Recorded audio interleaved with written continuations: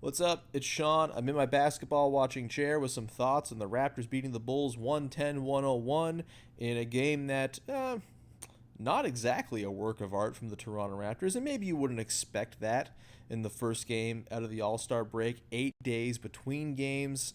It just felt like a game where everyone's just kind of getting their bearings once again. The just sort of the crispness of the passing that they typically bring to the table, not there. A lot of slop, a lot of really kind of baffling turnovers. Scotty Barnes himself had 6 of them in this game, and a lot of them were just like passes that Scotty Barnes does not mess up. Transition outlets with a little bit too much juice, passes into guys' feet. You would assume it's just a little bit of rust from the break, a little all-star hangover, if you will, that's going to get shaken off going forward, and it better because the Raptors play a lot of good teams down the stretch, and what they did tonight against the Bulls, where, yes, their defense was once again suffocating. They forced 23 turnovers, hold the Bulls to some pretty piss-poor shooting, all that stuff that they usually do on the defensive end. That's great and all, but the offense will have to be better. They'll have to take more than 23 threes and make more than 7 of them against the good teams they play down the stretch.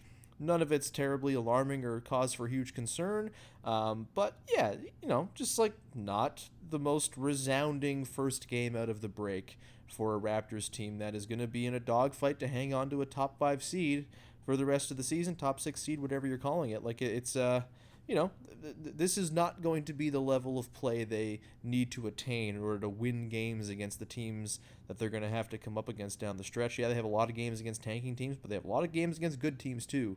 And they've obviously struggled against good teams. If they can play better than they did in the game tonight, maybe they will struggle less. If they play like they did tonight against the good teams, it's going to go poorly.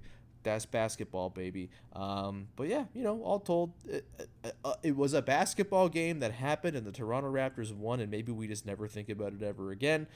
Colin Murray Boyles had a good one. Jacoby Walter, really nice game. One of his best ones of the season, I think. Brandon Ingram, very, very important shot making for the Raptors in this one.